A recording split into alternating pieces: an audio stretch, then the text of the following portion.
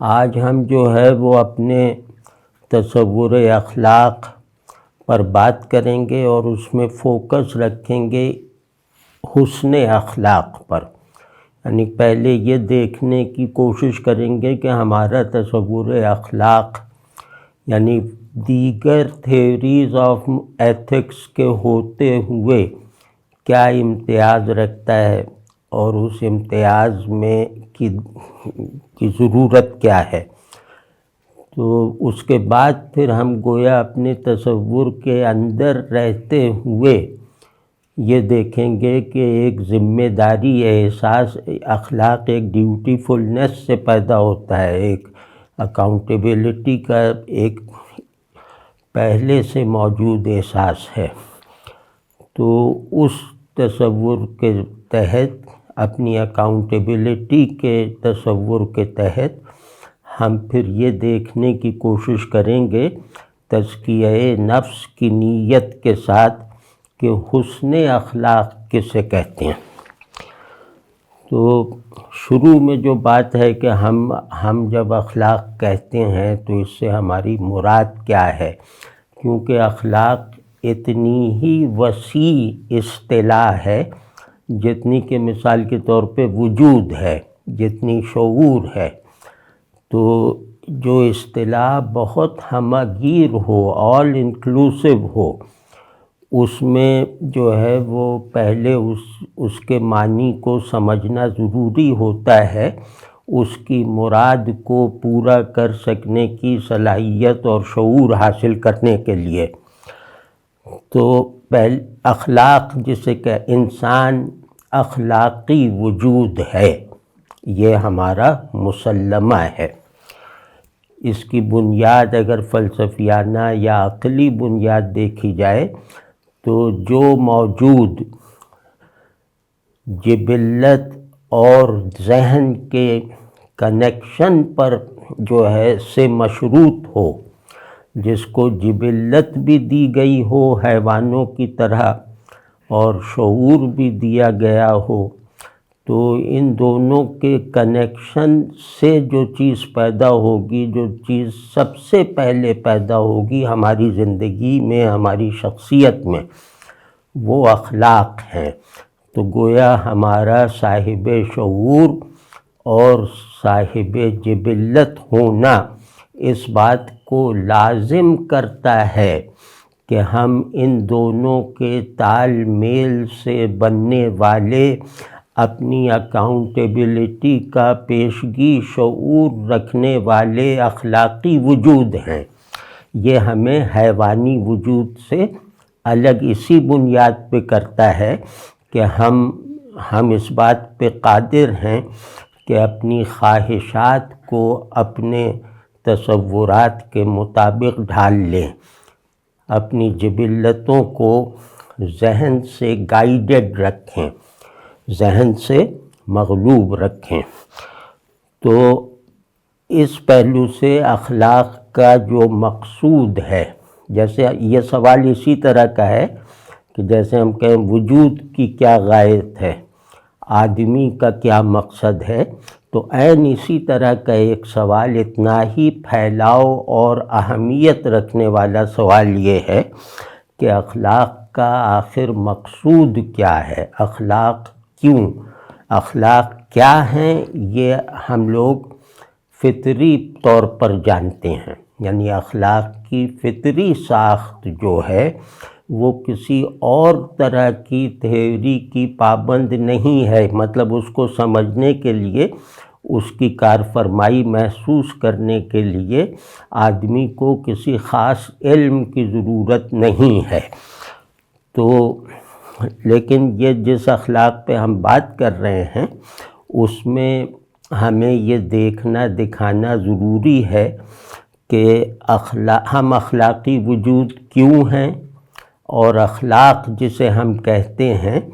وہ اس کا مقصود کیا ہے۔ تو اس کا جواب دینا یہ ہے کہ تعلق میں اخلاق جو ہے وہ قانون تعلق ہے۔ اگر ایک فرد ہو تو اسے اخلاق کی یعنی طبعی اور فطری اخلاق کی کوئی ضرورت نہیں، اور اسی طرح اگر اس میں اکاؤنٹیبلٹی کا شعور نہ ہو، جواب دہی کا احساس اور ذمہ داری کا ادراک، وہ اگر بے نفسی کے ساتھ نہ ہو تو پھر مطلب یہ کہ اس کو اخلاق کی کیا ضرورت۔ تو اس کا مقصد یہ ہے کہ ہم تعلق میں دو اوصاف پیدا کرنے کے لائق ہو جائیں، کیونکہ یہ جو بھی بایولوجیکل آرڈر سے لے کر کانشس آرڈر تک وجود کے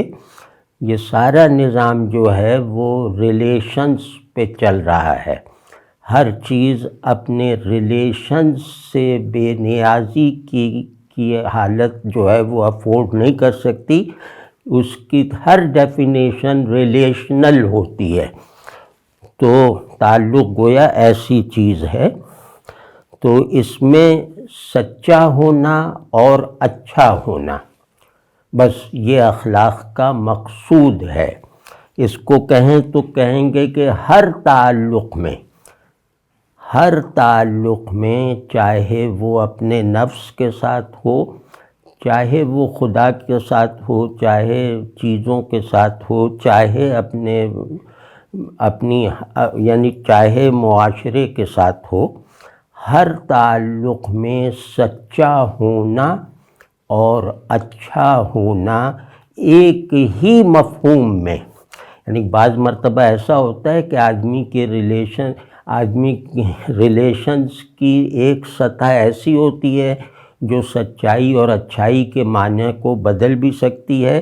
اور محدود اور غیر محدود بھی کر دیتی ہے، اس سے بھی فرق پڑتا ہے سچائی اور اچھائی کے تصور پر۔ تو یہ نہیں، ہمارا سیدھا سا یہ ہے کہ اپنے ہر تعلق میں سچے رہو، یہ پرائمری کوالیفیکیشن ہے، یہ شرط ہے، اور اچھے رہو یہ ذمہ داری ہے۔ تو یہ جو سچا اور اچھا ہونا ہے، یہ سچائی اور اچھائی یہ جو ہے وہ اس کے بائنڈنگ تصور کے مطابق ہوگا، یہ میری اور آپ کی فکر کے نتیجے میں پیدا ہونے والی کسی تھیوری سے متعلق رہ کر اپنا وجود برقرار نہیں رکھ سکتا، اور یہ جیسے ایک انسانی کل یعنی کل انسان اور انسان کا آئیڈیل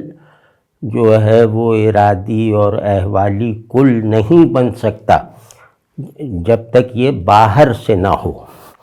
تو ہم اس بات کو کہتے ہیں کہ سچائی اور اچھائی کے بائنڈنگ تصور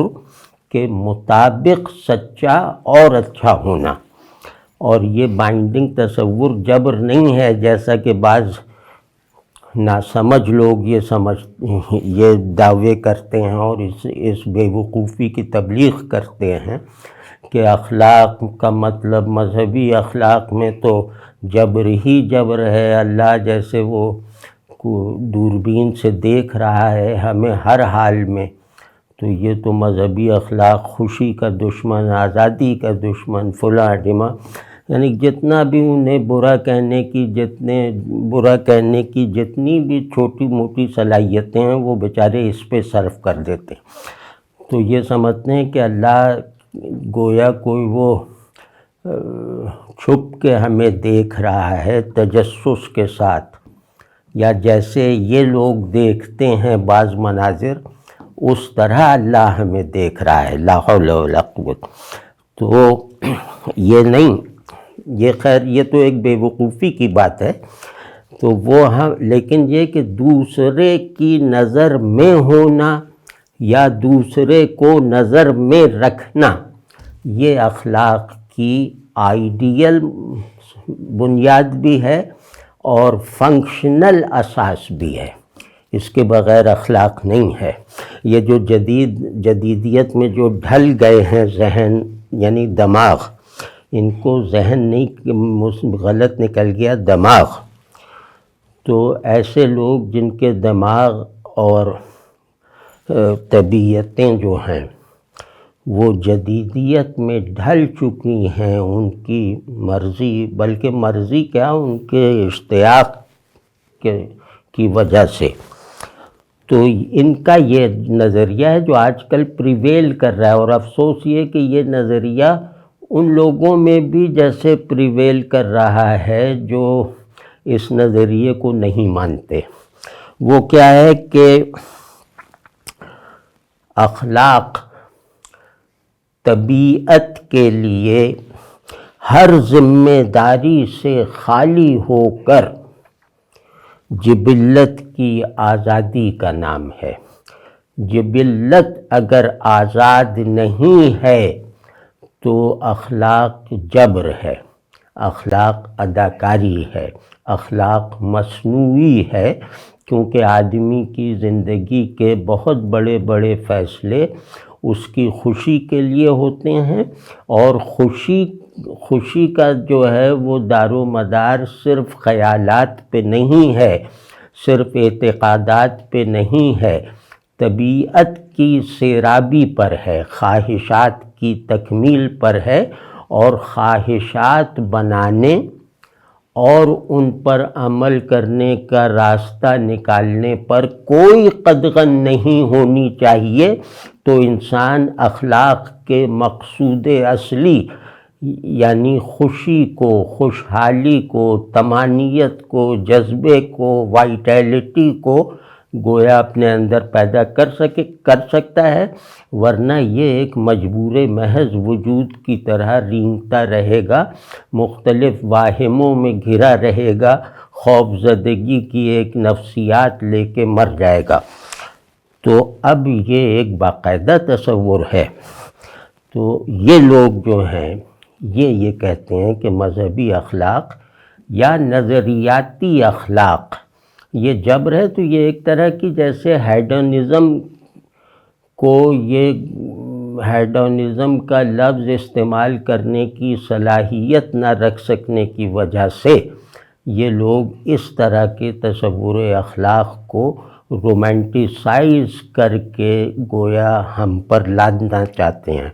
یا ہمارے اخلاق کی بنیاد کو یہ اس چھری سے جو ہے وہ کاٹنا چاہتے ہیں جو چھری معمولی سبزی بھی کاٹنے کے لائق نہیں ہے۔ تو خیر، تو اب ہم یہ کہہ رہے ہیں کہ سچائی اور اچھائی ایک آفاقی اور بائنڈنگ اور مطلق اور کامل آئیڈیا ہے، تصور ہے۔ یہ جو تصور ہے اس کے لیے بہترین اصطلاح اور اس کا بہترین بیان انسانی ذہن نے جتنا تشکیل دیا ہے اس کی حد ہے افلاطون۔ افلاطون کی زبان میں یہ بائنڈنگ تصور یہ آئیڈیا آف گڈنس ہے یا آئیڈیا آف ورچو ہے، دونوں ہے۔ یہ ورچو اور گڈنس میں زیادہ فرق نہیں ہے، لیکن یہ کہ ہم نے احتیاطاً ورچو مکمل لفظ ہے، گڈنس اس کے ساتھ ایک ریلیشنل تعلق رکھتا ہے۔ تو ورچو اچھائی کی، جیسے اچھائی کی اقداری صورت ہے، اچھائی کی آئیڈیل فارم ہے، اور یہ پریکٹیکل فارم ہے اچھائی، یہ گڈنس جو ہے۔ تو یہ جو آئیڈیا ہے یہ مطلق اور کامل ہے، کیونکہ یہ انسان کا پیدا کیا ہوا یا انسانوں کی تخلیق پر کوئی جمہوری انداز سے اتفاق رائے پیدا کر کے نہیں ہوا ہے۔ تو یہ آئیڈیا اضافیت اور نقص کو اپنا میڈیم بناتے ہوئے مطلق اور کامل ہے، ایبسلیوٹ اینڈ پرفیکٹ۔ اس بات کو سمجھنا چاہیے۔ تو اور اس میں ایک کلیو بہت آسان سا ہے، جس سے یہ جملہ جو بظاہر ذرا بوجھل سا ہے کہ یہ مطلق اضافیت کو میڈیم بناتا ہے، یہ کامل نقص میں بھی مینیفیسٹ ہونا گوارا کرتا ہے۔ تو یہ بس اتنا ذہن میں رہے کہ اضافیت یعنی ریلیٹیوٹی یا عارضی پن یا بجائے اپنی جگہ پر حقیقی نہ ہونا، تو یہ جو ہے یہ مطلق سے منسوب ہوئے بغیر مہمل ہے، ایبسرڈ ہے، معدوم ہے، واہمہ ہے۔ اسی طرح نقص جو ہے وہ کمال سے ریلیشن میں نہ ہو تو یہ بھی ایک بے معنی لفظ ہے، ایک جیسے دیوانے کے ذہن میں آیا ہوا ایک جیسے آڑا ترچھا خیال ہے۔ یہ ذرا یاد رہے کہ اضافیت مطلق کے بغیر، اضافی مطلق کے بغیر بے اصل ہے، اور ناقص کامل کے ریفرنس کے بغیر غیر حقیقی ہے۔ جیسا کہ جدید ذہن اس دنیا کو بنانے پہ تلا ہوا ہے۔ تو جیسا کہ میں نے عرض کیا کہ اخلاق کا مقصود تعلق ہے، اور اخلاق کا ایک اور ذرا سا گہرا ہمارے یہاں تصور ہے۔ اس سے ہم جسے اخلاق کہتے ہیں، جوہر تعلق، وہ پورا جیسے عملی شکل میں سامنے آ سکتا ہے۔ وہ یہ کہ اخلاق آدمی کو اکیلا رہ جانے سے بچاتا ہے۔ یہ ایک اتنا بڑا اصول ہے، اتنا بڑا قانون وجود ہے کہ یہ مجھے اکیلا نہیں رہنے دے گا، معاشرے میں بھی اور تنہائی میں بھی۔ تو معاشرے میں تو اکیلا نہ رہنا سامنے کی بات ہے، اور تنہائی میں جو ہے اکیلا نہ رہنا، اس میں دوسرا اللہ ہے، دوسرا بڑے بڑے آئیڈیاز ہیں، دوسرا جو ہے وہ مینیفیسٹیشن کا مغلوب ہو جانا ہے اپنی ریئلٹی سے جو اس کی غیر ہے۔ تو یہ سمجھ گئے نا کہ اس سے مطلب کیا نکلا کہ اللہ سے تعلق میں بھی سچا اور اچھا ہونا ہے۔ تو سچا ہونا جو ہے وہ تنہائی پر منحصر ہے، اور اچھا ہونا جو ہے وہ معاشرت سے دیکھا جائے گا کہ آپ اللہ سے تعلق میں اچھے ہیں یا نہیں۔ تو یہ جو اخلاق اللہ کے ساتھ بھی اصول تعلق ہے، اور بندوں کے ساتھ یا اللہ کے ما سوی اللہ کے ساتھ بھی۔ تو یہ جو اکیلا رہنے سے بچنا ہے، اکیلے رہنے سے بڑھ کر کوئی عذاب نہیں، اکیلا رہ جانے سے بڑھ کر کوئی عذاب نہیں، کیونکہ اس صورت میں میرے وجود کی تشکیل کرنے والا پورا نظام ٹھپ ہو جائے گا، میرے شعور کو بامعنی بنانے والا اور متحرک رکھنے والا، اس کو اس کی بنیاد پر ایک ڈائنامزم فراہم کرنے والا کوئی بھی اصول نہیں، کوئی سبب نہیں رہ جائے گا کہ اللہ سے تعلق میں اچھے سچے، مخلوق سے تعلق میں اچھے اور سچے۔ اب اس میں یہ کہ تعلق میں تعلق کا معیار، تعلق کی ذمہ داریاں وہ مجھے دیکھ کر نہیں طے ہوں گی، وہ جو میرا دوسرا ہے اس سے مشروط ہیں۔ یعنی میں جس کو اچھائی سمجھتا ہوں وہ ضروری نہیں کہ دوسرے پر بھی اچھائی کی طرح ایفیکٹ کرے۔ تو اس میں یہ کہ دوسرا تصدیق کرے کہ میں تعلق میں سچا بھی ہوں اور اچھا بھی ہوں۔ تو یہ جو مرحلہ ہے، یہاں پر سب چیزیں جیسے جڑتی چلی جاتی ہیں۔ میں اچھا پڑوسی ہوں، اس بات میں صداقت اسی وقت پیدا ہوگی جب اس فقرے کی تائید میرا پڑوسی کرے گا۔ یعنی یہ ہمارے یہاں روزمرہ یہ نہیں ہے اپنی کوئی اچھائی بتانے کا کہ میں اچھا پڑوسی ہوں۔ آپ دیکھتے ہیں نا، لوگ اس طرح نہیں بات کرتے، ہمیشہ کہتے ہیں کہ میرا پڑوسی اچھا ہمسایہ ہے۔ تو کیا ہوا کہ اب وہ یقیناً اچھا پڑوسی ہے، اچھا آدمی ہے ایک خاص دائرے میں۔ تو اسی طرح مجھ پر یہ بھی واضح ہے، مجھ پر بالکل جیسے بغیر ابہام کے پوری وضاحت کے ساتھ جیسے کھول دیا گیا ہے کہ اللہ جو اصل دوسرا ہے، یعنی وہ ایسا دوسرا ہے کہ وہ ہمارے بغیر دوسرا ہے، یعنی وہ دوسرا تو ہے لیکن دوسرے میں پہلے ہم نہیں ہیں، مطلب اس طرح کا دوسرا ہے، یعنی اپنی ٹرانسینڈنس کے ساتھ اپنی شان کے مطابق۔ تو اللہ نے تو پڑوسی کا تو چلو ہمیں معلوم ہے اس بات سے وہ ہوگا، پڑوسی ہماری اچھائی ہم سے تعلق میں کچھ ایسے مطالبات بھی کر سکتا ہے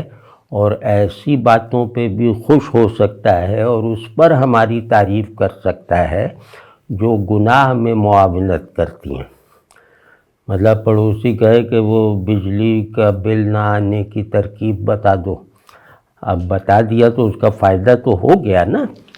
لیکن یہ کہ یہ ایک اصول تعلق کا جو طے شدہ ہے اچھائی کا،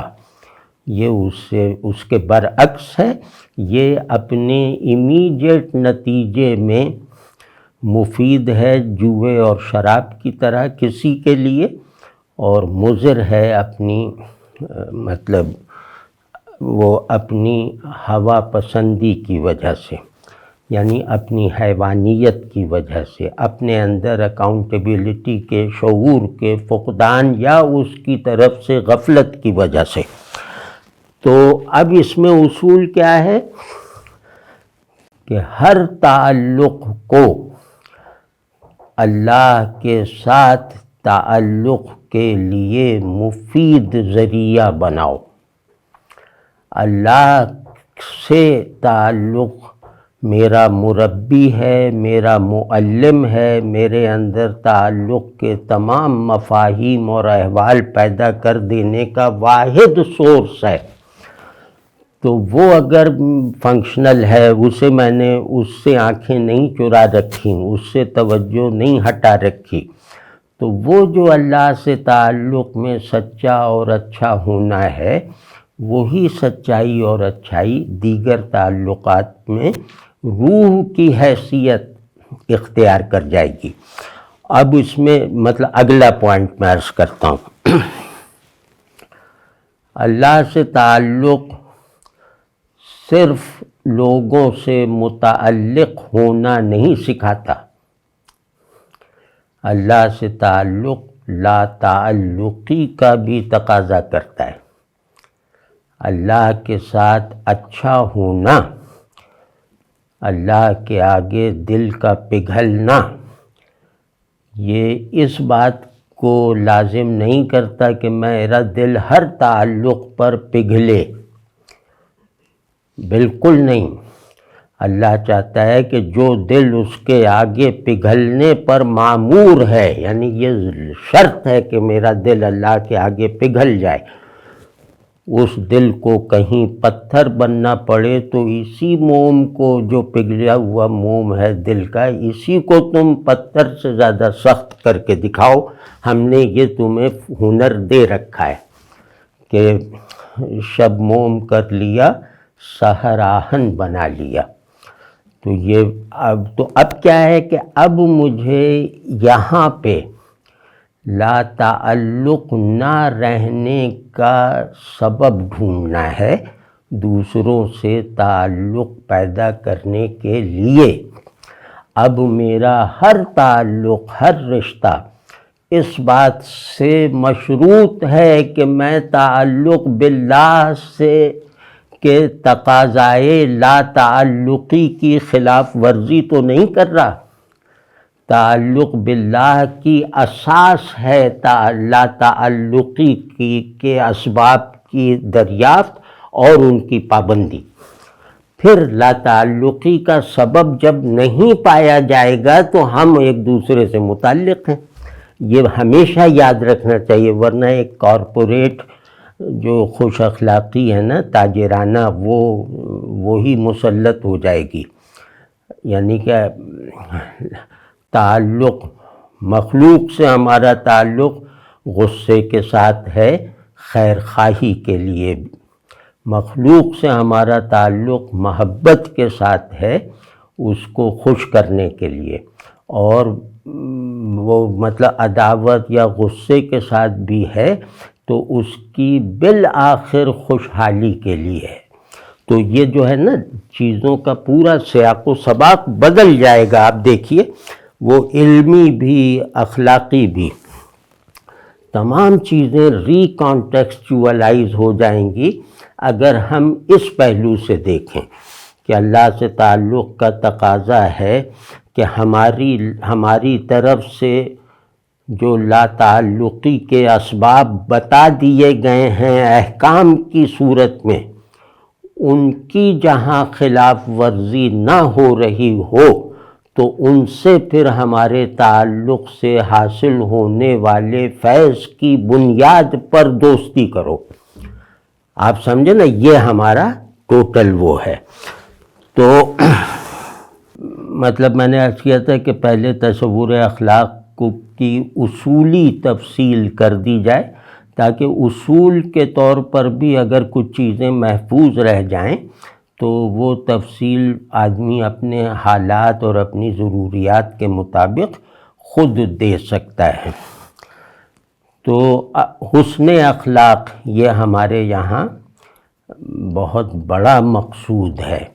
یہ تزکیے کا غالباً سب سے کامل، سب سے معتبر اظہار حسن اخلاق کی صورت میں ہوتا ہے.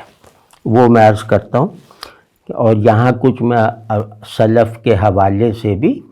اقوال نقل کروں گا. سلف ہمارے ایسے تھے کہ ان کے قول میں کتاب بن جانے کی وہ کیفیت ہوتی تھی. آج کتاب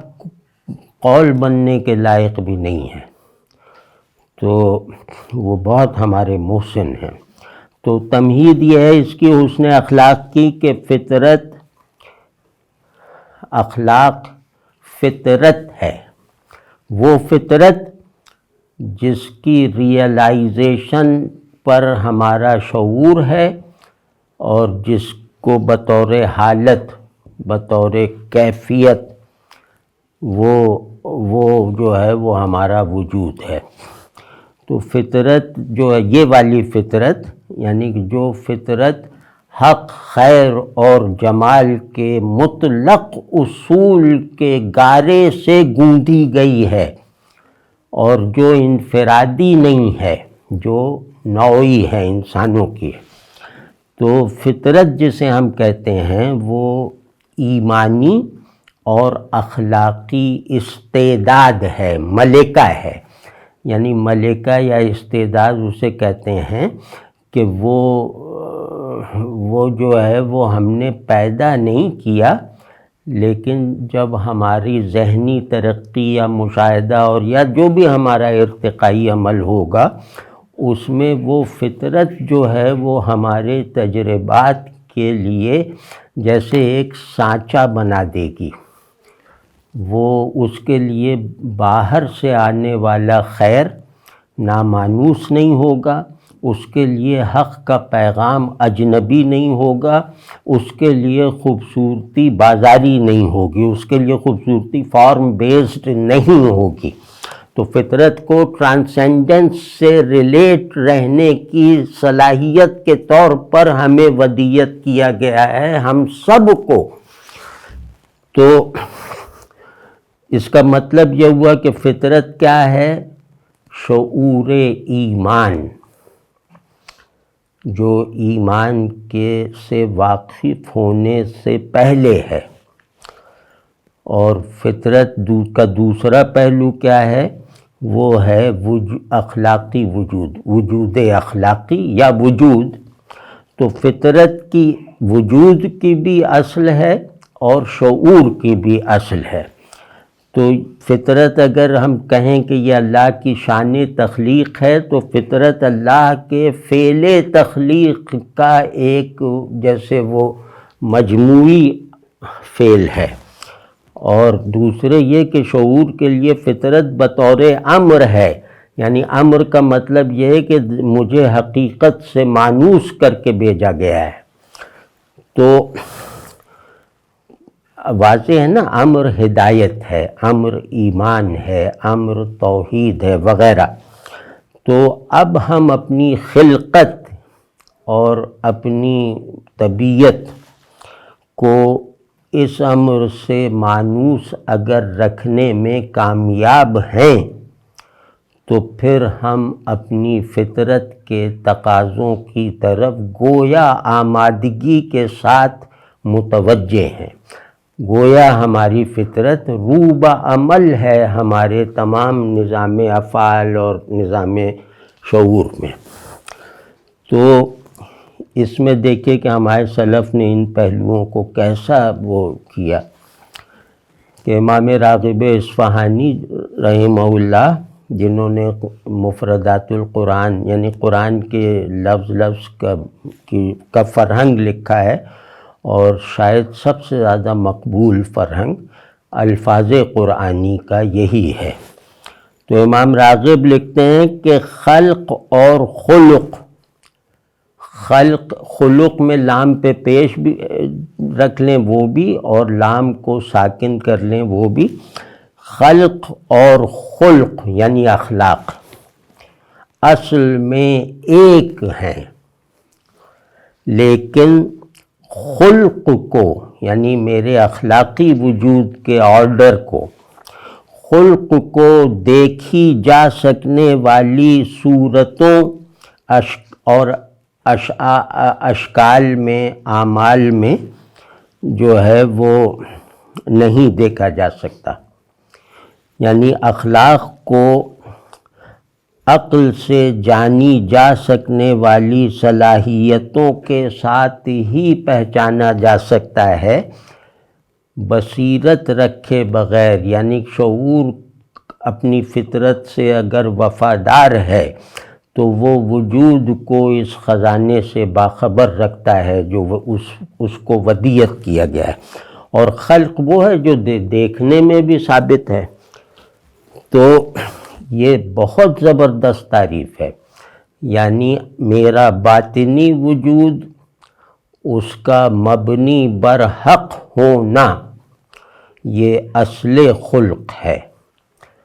اور میں جو دکھائی دیتا ہوں یہ جو ہے یہ اگر میرے باطنی وجود کے مطابق نہیں ہے، میرے مبنی بر حق باطن کا اظہار میرے دکھائی دیے جا سکنے والے اعمال وغیرہ سے نہیں ہو رہا، تو اس کا مطلب ہے کہ میرا خلق ناقص ہے،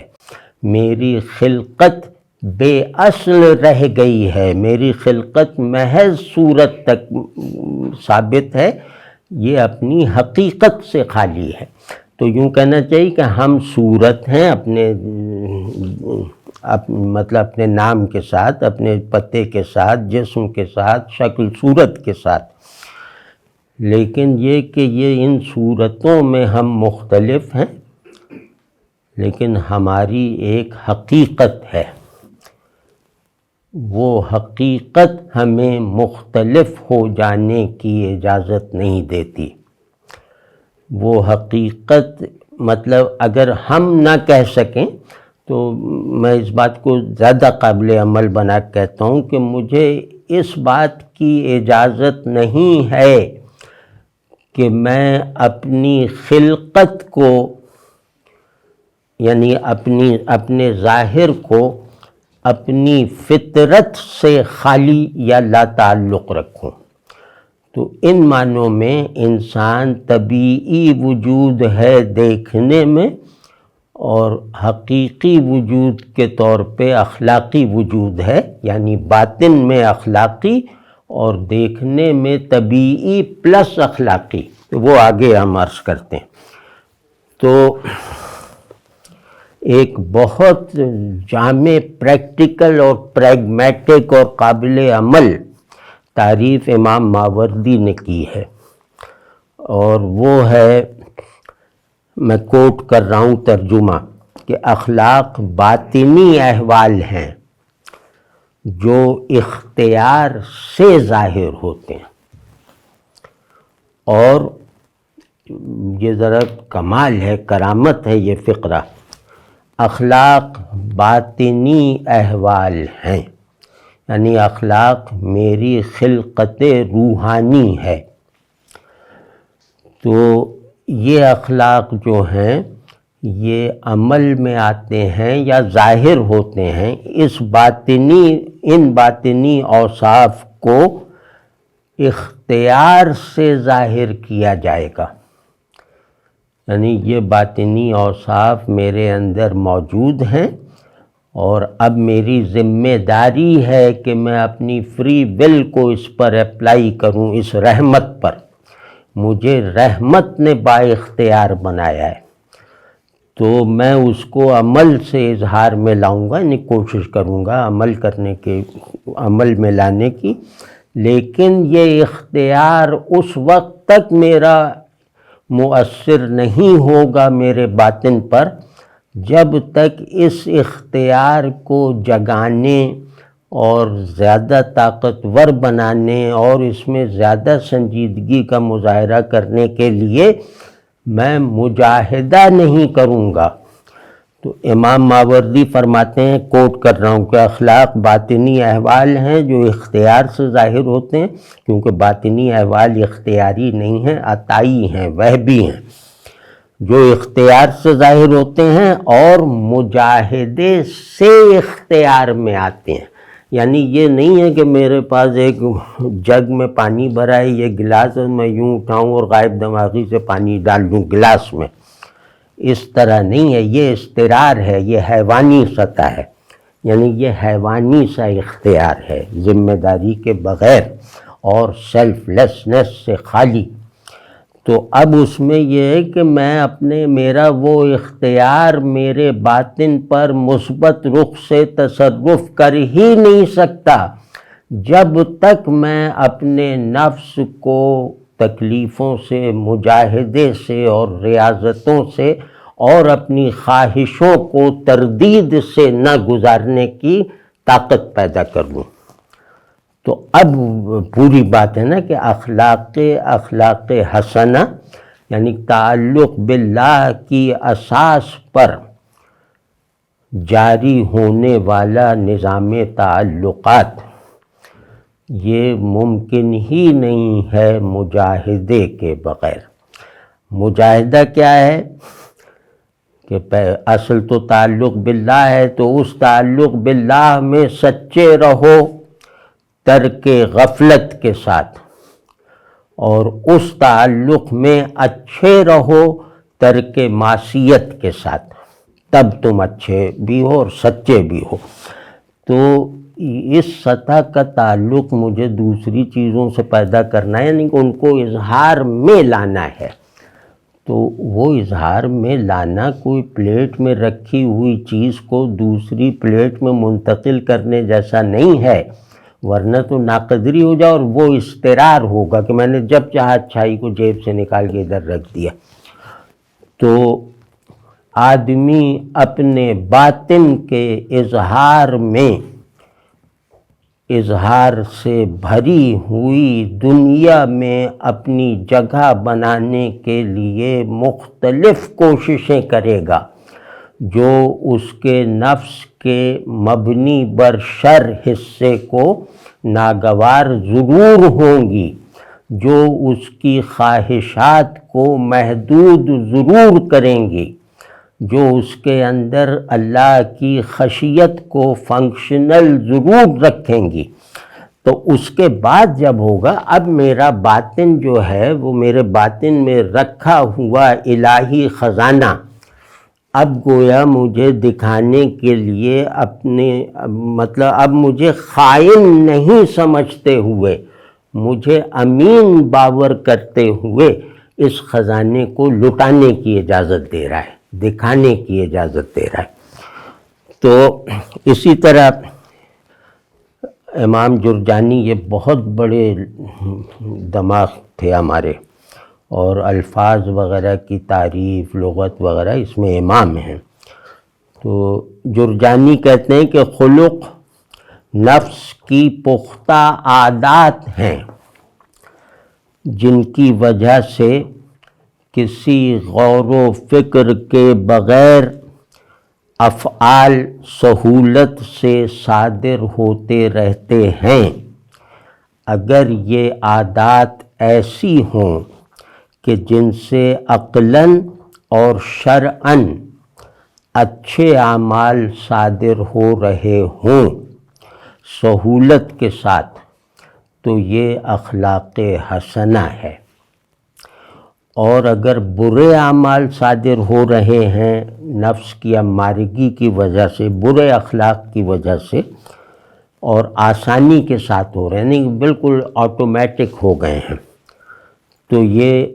برے اخلاق ہیں، اخلاق سیئہ ہیں۔ تو ہم نے، امام جرجانی فرماتے ہیں کہ ہم نے اسے پختہ عادات اس لیے کہا ہے کہ اگر جوش میں آ کر کوئی آدمی ناداروں پر خرچ کر دے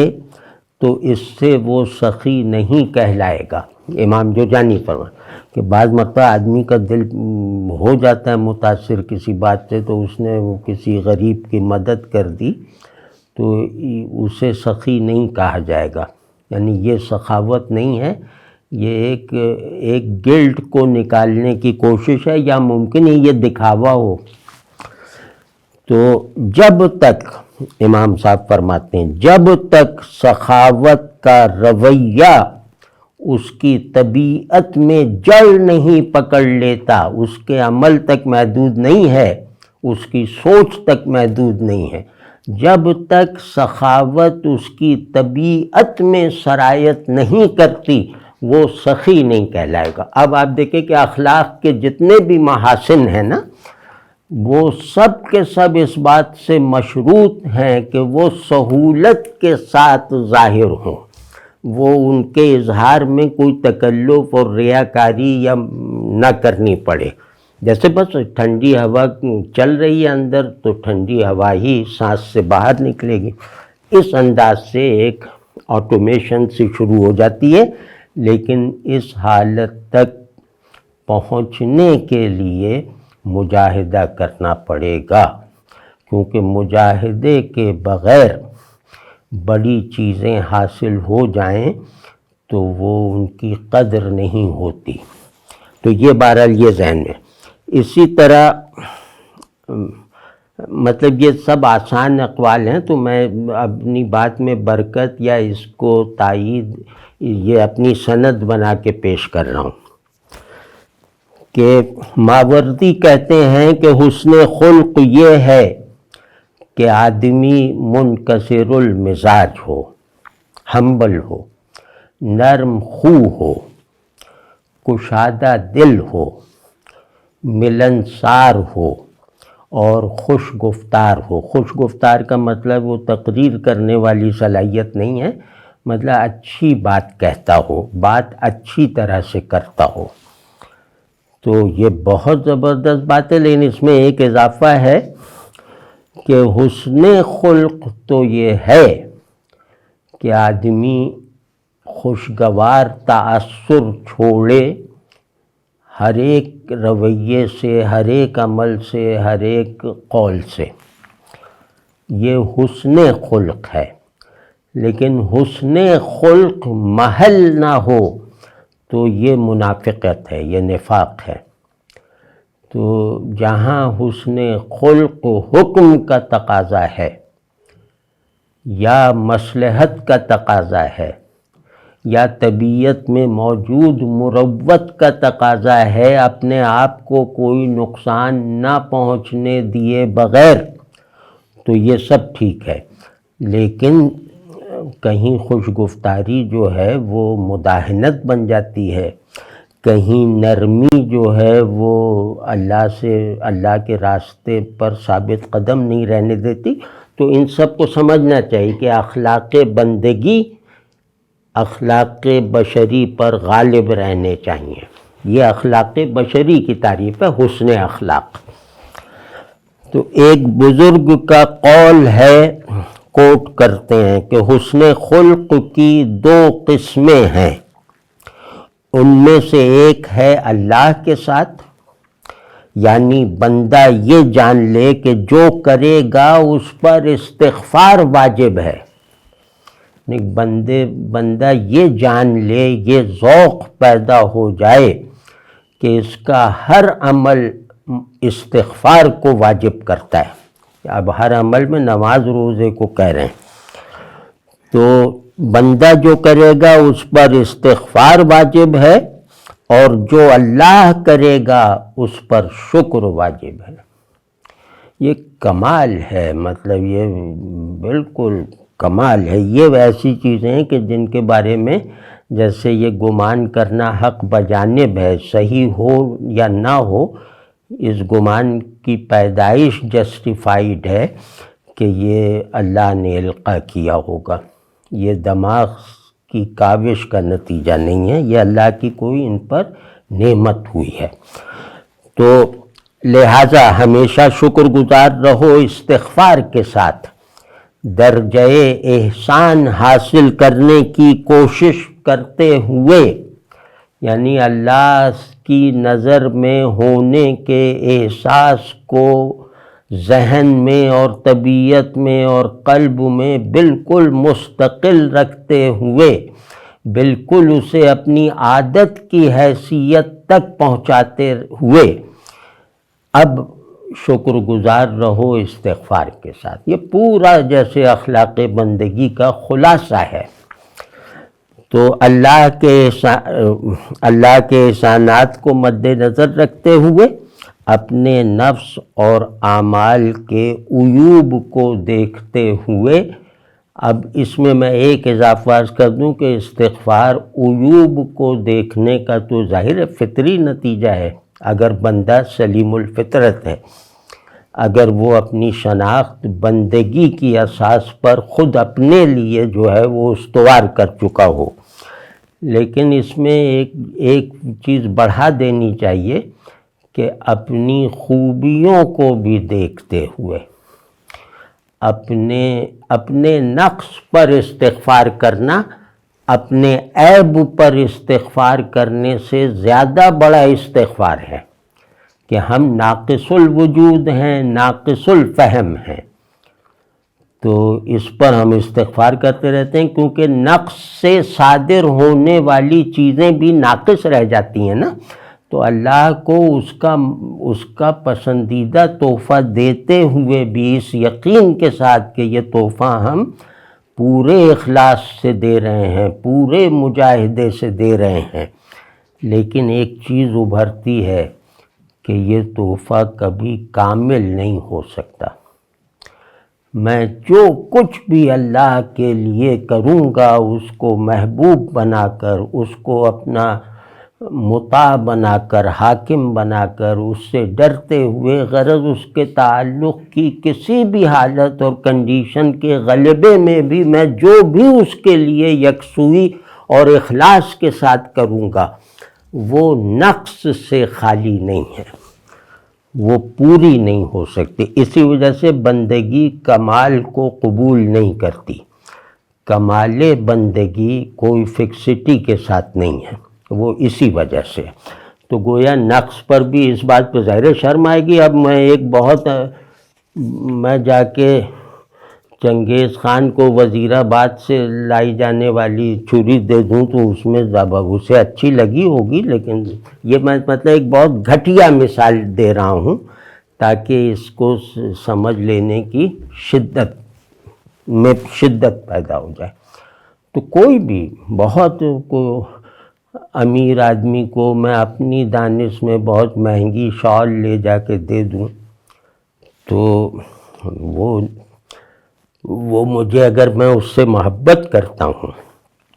اس سے کوئی طمع اور مفاد کا تعلق نہیں رکھتا، تو میں شرمندگی سے دوں گا، اور شرمندگی کا اظہار کرتے ہوئے اس سے اس کی مہربانی طلب کروں گا کہ وہی اسے معاف کر دیجئے، لیکن آپ تو جانتے ہیں، اب آپ تو مجھ سے زیادہ جانتے ہیں نا، تو اب ہم نے تو اپنی بساط بھر جتنا ہم اپنے اختیار میں ہیں اتنا ہم نے اپنے کو نظر کر دیا ہے آپ کے حضور میں، لیکن خود ہم کیا اور ہماری نظر کیا، اب اس پہ شرمانا چاہیے یا؟ تو یہ جناب آج جو کہنا تھا وہ اللہ کا شکر ہے کہ یعنی کہ دماغ میں موجود جو باتیں تھیں وہ میں نے کہہ دیں، تو اللہ ان کو صحیح، اگر صحیح نہ ہوں تو ان کو وہ کر دے، دماغوں سے بھی محو کر دے، اور صحیح ہیں تو ہمارے لیے ذریعہ بخشش بنائے۔